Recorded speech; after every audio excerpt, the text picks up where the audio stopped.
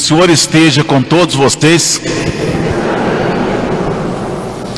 Proclamação do Evangelho de Jesus Cristo segundo São João.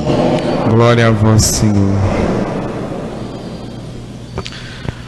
Naquele tempo, Jesus estava de novo com 2 de seus discípulos. E vendo Jesus passar, disse: Eis o Cordeiro de Deus. Ouvindo essas palavras, os 2 discípulos seguiram Jesus.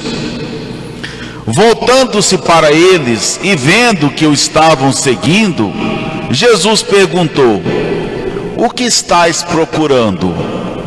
Eles disseram: Rabi, que quer dizer mestre, onde moras? Jesus respondeu: Vinde ver. Foram, pois, ver onde ele morava. E nesse dia permaneceram com ele. Era por volta das 4 da tarde. André, irmão de Simão Pedro, era um dos 2 que ouviram as palavras de João e seguiram Jesus. Ele foi encontrar primeiro com seu irmão Simão e lhe disse: encontramos o Messias, que quer dizer Cristo. Então André conduziu Simão a Jesus. Jesus olhou bem para ele e disse: Tu és Simão, filho de João. Tu serás chamado Cefas, que quer dizer pedra. Palavra da salvação. Glória a vós, Senhor. As palavras do Santo Evangelho. Perdoe os nossos pecados.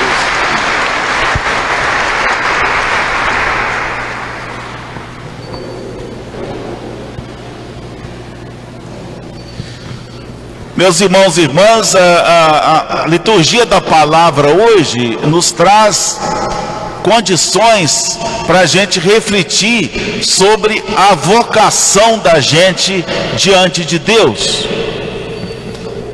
Vocação significa chamado.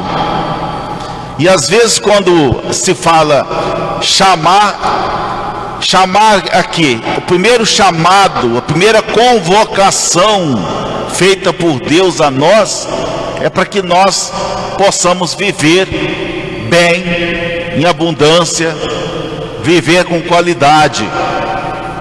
Então às vezes muita gente diz: eu não tenho vocação, eu não descobri a minha vocação. A primeira vocação é viver. Nós somos chamados a viver, né? Primeira vocação é defender a vida. E também estar a serviço da vida do outro. E quando nós nos colocamos a serviço da vida da gente e da vida do outro, com certeza nós já estamos ouvindo o chamado de Deus. A primeira leitura tirada do livro de Samuel fala da vocação do pequeno Samuel, um menino que foi consagrado. Sua mãe o consagrou ao templo. Na época a Arca da Aliança não tinha ainda o templo de Jerusalém, o templo de Salomão. Então a arca ela ficava de templo em templo, em alguns lugares mais fixos, né? E ali onde estava, no santuário onde ela estava, tinha um sacerdote chamado Eli, e esse menino ajudava lá no templo. E foi no momento que ele estava dormindo, ouviu essa voz chamando: Samuel, Samuel. Ele não entendeu, achou que era Eli que estava chamando. 3 vezes chamou, 3 vezes ele foi lá. O sacerdote: não estou te chamando, meu filho, vai deitar de novo. Mas ele percebeu na última vez que era Deus que estava chamando. E ele então diz: olha, quando você ouvir de novo essa voz, você vai então dizer: fala, Senhor, teu servo escuta. Talvez aí muita gente possa pensar que os tempos mudaram, que na época as pessoas ouviam a voz de Deus e que hoje não ouvem mais. É importante que nós entendamos que isso aí é um enfoque literário para falar da comunicação de Deus a nós. Evidentemente que Deus não fala, nós que usamos esses termos, porque não tem outro jeito da gente falar de Deus a não ser com a linguagem humana, né? Então nós falamos, Deus está ouvindo, Deus gosta, Deus chama, Deus ouve, né? Mas é uma maneira, porque Deus é uma força invisível, um espírito, né? Então ele não tem essa forma de alguém falando. Quem fala é boca, quem fala é cordas vocais, né? Então, mas é assim que nós falamos. É o jeito que nós falamos para dizer Deus está presente e nos chamando. Ao contrário do que muita gente acha, Deus continua nos chamando a todo momento. E não tem momento especial para esse chamado não, em qualquer lugar. Nós podemos estar dormindo, nós podemos estar no trabalho, nós podemos estar no meio do movimento das ruas, não importa. Deus nos chama através de um olhar, através de alguma coisa que a gente ouve, através de alguma coisa que a gente medita. Deus está sempre presente. E a gente pode testemunhar isso. Qualquer um de vocês pode. Quem disse que às vezes você não está dentro do ônibus e depois vem alguma coisa assim, gente, acho que eu podia fazer isso e isso e isso. Ó, pensei dentro do ônibus. Acho que eu vou fazer isso. Está vendo? Deus te chamou. Se aquilo foi bom, Deus te chamou. Porque Deus nós associamos a Deus a tudo que é bom, né? Eu estou pensando em fulano, acho que eu estou meio chateado com Beltrano, quem sabe, que bobagem minha, né? Acho que eu vou fazer as pazes, vou acabar com essa bobagem de ficar guardando rancor e tudo. Ó, Deus está cutucando você, está falando com você assim, ó, isso não é bom não, perdoe fulano. Se a gente prestar atenção, Deus fala a todo momento. A gente, porque às vezes fica num trança, num corre, e não tem tempo para pensar, não tem tempo para Deus. Eu já vi muita gente dizendo assim, olha, tira um tempo para Deus. Ontem mesmo eu estava ouvindo uma pregação desse jeito. Tira um tempo para Deus, você pode tirar 1 hora, não sei o quê. Eu não diria isso. Eu diria o seguinte: o tempo para Deus é a sua vida. A vida da gente deve ser todinha dedicada a Deus. Naquilo que a gente faz, naquilo que a gente fala, naquilo que a gente constrói, nos ensinamentos da gente, tudo na vida dedicado a Deus. Agora, os momentos que a gente tira são momentos de oração, diferente. Precisa desses momentos também, né? De recolhimento. E eu diria a vocês, seguindo aqui a reflexão do texto, que Deus fala mais ainda, com voz mais forte, nos momentos de silêncio. Porque a gente fala demais, né? E não deixa Deus falar. As orações nossas são muita falação, né? Fala. E vai. Às vezes não sabe nem o que está falando, mas igual máquina. Você já viu aqueles textos antigamente? Maria cheia de graça que eu vou. Santa Maria. Parece uma engrenagem de uma máquina, sabe? Se você for escutar, você vê direitinho aquela cadência, né? Maria cheia de graça. E as pessoas, enfim, fala muito. E nós temos que ter esse momento de silêncio com Deus. Então, o momento do sono, o momento que você deita, você vê tanta coisa na sua cabeça, né? Momento que Deus está trazendo tudo para você pensar e tal. Então, chamou Samuel, o menino, chamou aquele menino já dormindo, no momento de sono, no momento de tranquilidade, no momento de paz. E a outra coisa que eu gostaria de chamar a atenção é o seguinte: ele chamou o menino. A vocação de Samuel começou ainda criança. Como criança, ele sentiu esse chamado.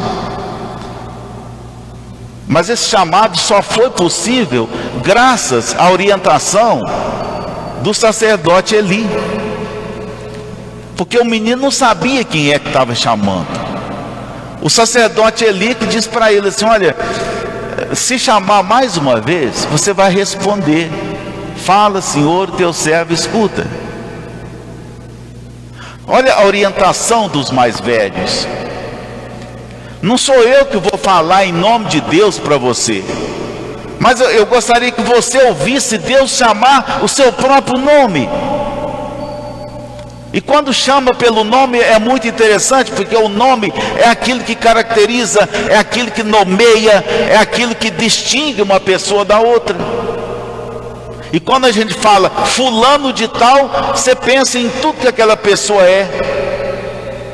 O perfil dela vem todo na sua cabeça, né? Quando fala fulano de tal, falar a pessoa pelo nome, chamar pelo nome, é chamar a pessoa pela realidade dela, pelo que ela é. Quem era Samuel? Uma criança. E ele então chamou e colocou-se à escuta de Deus. E Samuel se transformou num grande líder.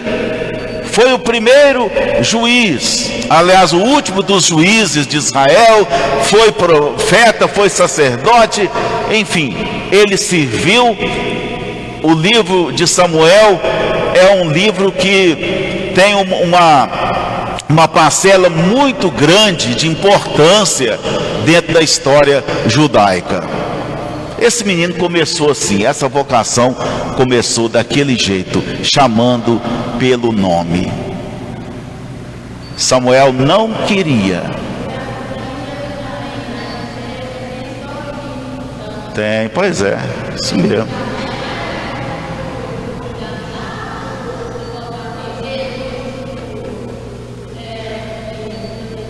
Aham.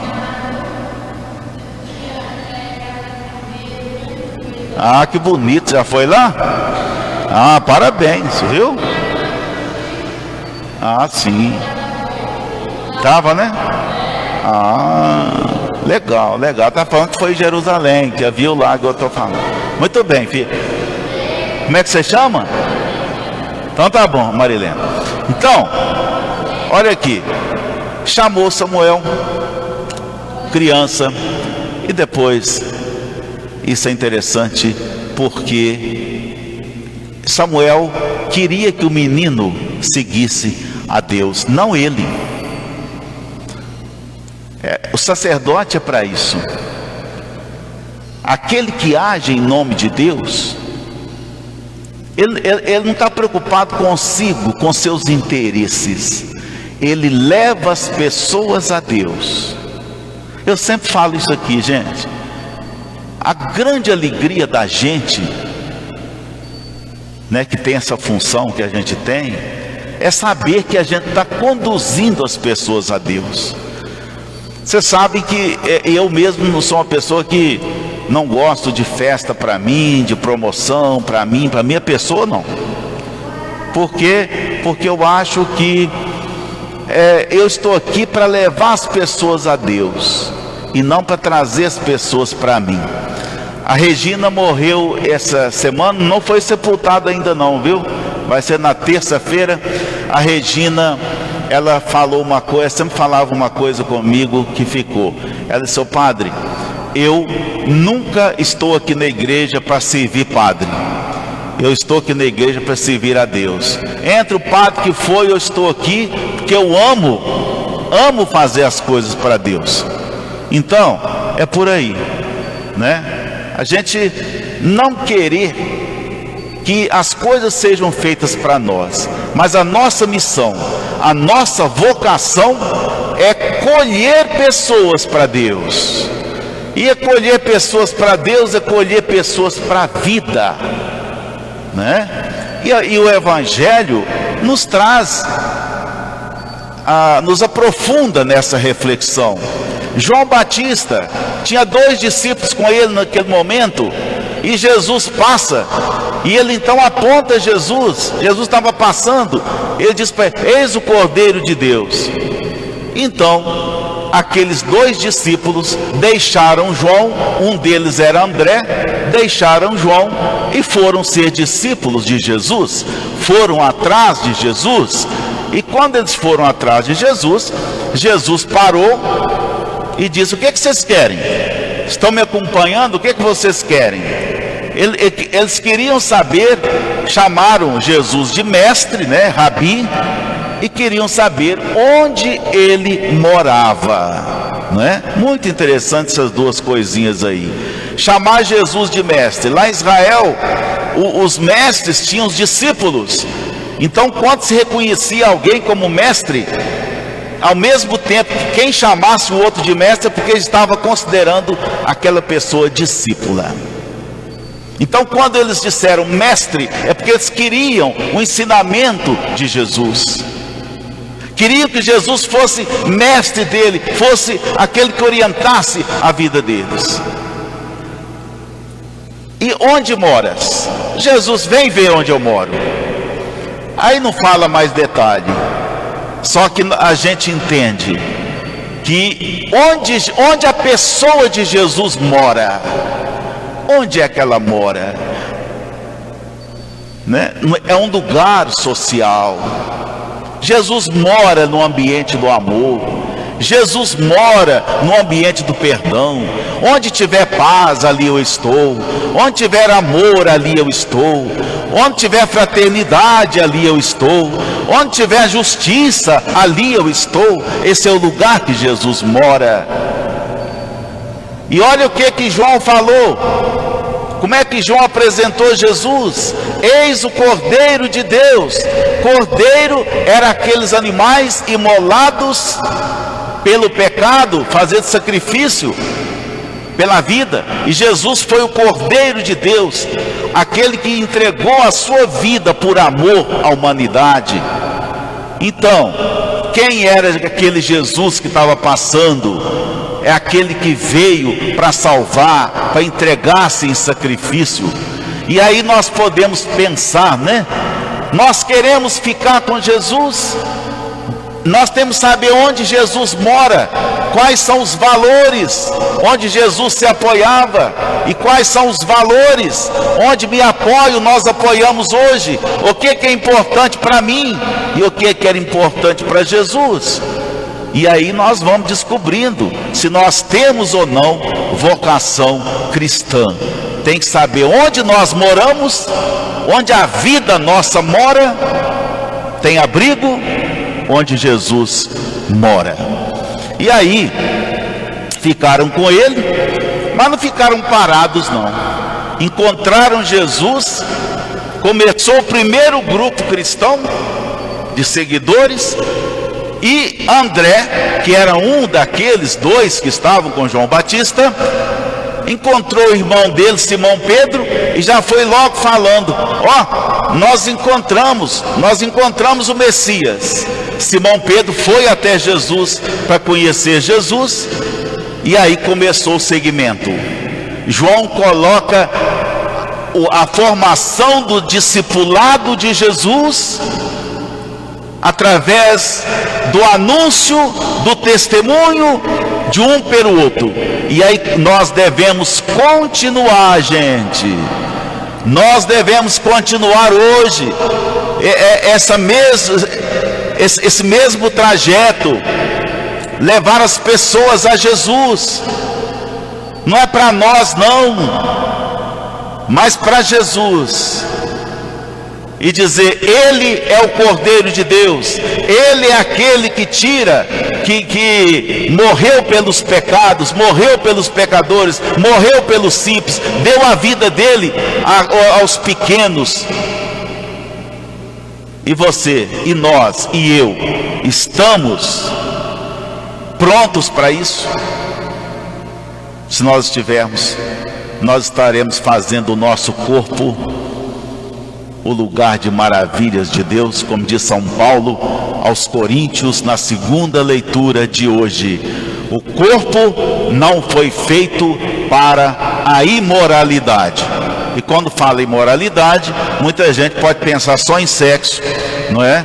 O sexo também, quando ele é fora quando ele prejudica a vida, lógico que também é imoral. Mas não é só isso. Tudo aquilo que a gente faz de mal para a gente e para os outros, usando a mão. Você quer ver coisa mais imoral que você pegar uma mão, apertar um gatilho em direção ao outro? Imoralidade. Quer ver coisa mais imoral você pegar o dinheiro público e colocar no seu bolso? É imoral. Fazer do seu corpo uma imoralidade. Tudo aquilo que não é moral, não é digno. Por isso é preciso nós participarmos do corpo de Jesus, nos esforçarmos cada dia, saber o que Jesus fez com o corpo dele, o que Jesus fez com a vida dele, e o que eu estou fazendo com a minha vida. E também chamar, se você experimentou Jesus, tem várias pessoas tristes, desanimadas nessa pandemia, você pode levar Jesus para ela, viu, gente?